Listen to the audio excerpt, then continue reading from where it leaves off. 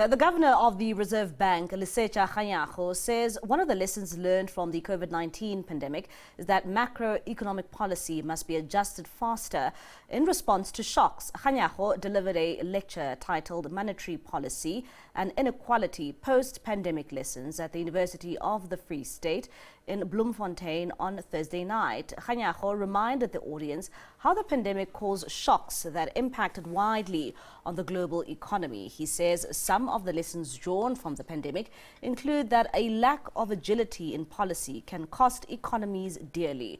Kganyago further pointed out that inflation is especially damaging to incomes and worsens inequality. The governor told the audience that macroeconomic policy responses applied could have been done faster. And for more on this, we now speak to South Africa's economic recovery post-Covid-19. We are joined by Mielani Mkhabela. He is a chief economist at Answisa. Mielani, thank you so much for your time this evening. And I mean, you know, looking at Covid-19, we would remember that it really took everyone by surprise and really caught many off guard. Maybe let's just take a step back and, remind our viewers what were the immediate shocks of Covid-19 to the economy.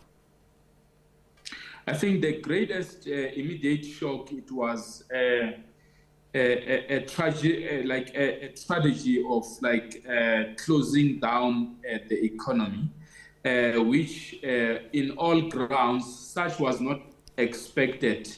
And for the first time we have seen companies closing shops because of the challenges that workers were supposed to face if they probably continued to be going to work, and which that later caused a huge impact or a livelihood crisis, which in the main it was unemployment and the increase in poverty, that in a very short space of time or within 2 months we started to have a very huge impact around those two elements. You talk a lot about closing down the economy. I mean, this included companies, it included businesses, it included, even the retail sector, consumers and how they behaved during that period. And one would say, what was problematic about these shocks and why was the economy not prepared for it?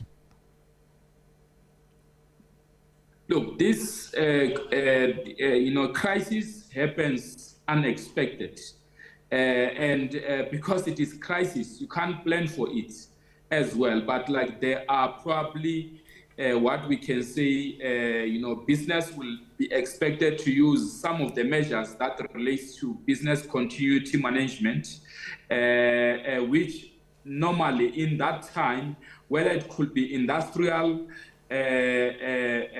continuity management or sectoral continuity management or normally business continuity management, it couldn't really be applied because the factories, businesses, banks, retail sector, they are supported by human capital, and the human capital was not expected to be at the face of COVID-19. And in all those measures, that has affected economies, not only South Africa, but it really affected the global community, looking at supply chain bottlenecks that were as well increasingly affecting the global economy, because we are in one global economy that probably supplies to all markets, whether it could be agriculture, looking at manufacturing, steel, minerals.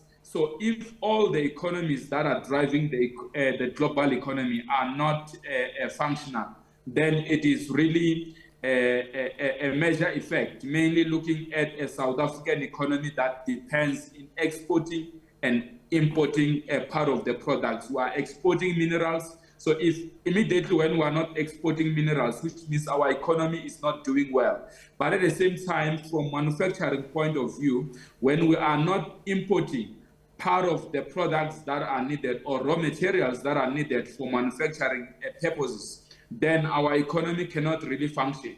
When human capital is not at work, then the economy as well is not at work. So such things really affected our domestic economy, which, unemployment was like a greatest shock for our economy. Fragile as it is, then poverty became as well a real shock. And you talk about crisis in that, really one cannot prepare adequately for a crisis. And I mean, we have now learned from this process and this crisis that the entire globe went through. What would you say, what policies are needed for economies like ours not to be caught off guard again and actually to take a major knock like we did during the pandemic?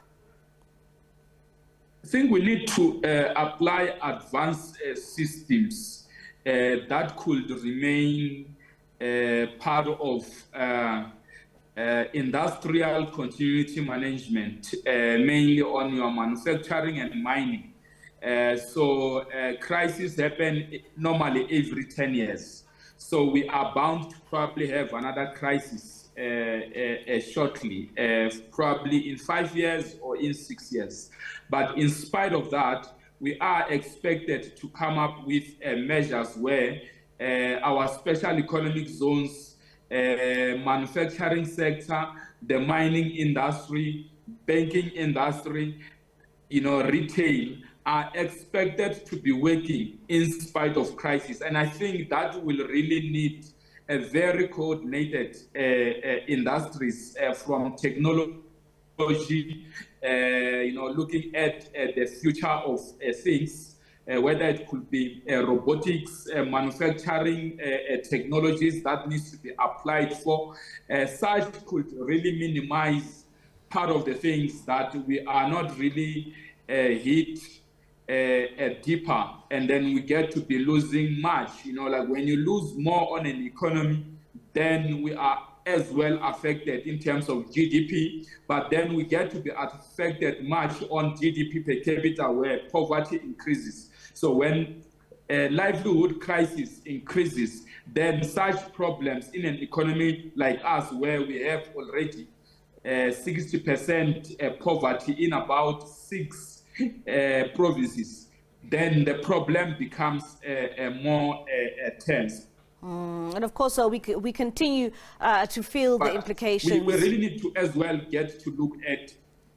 Yeah, we need to look at on issues of National Treasury and DTI, Department of Agriculture, to come up with measures that can really assist in creating covering, because our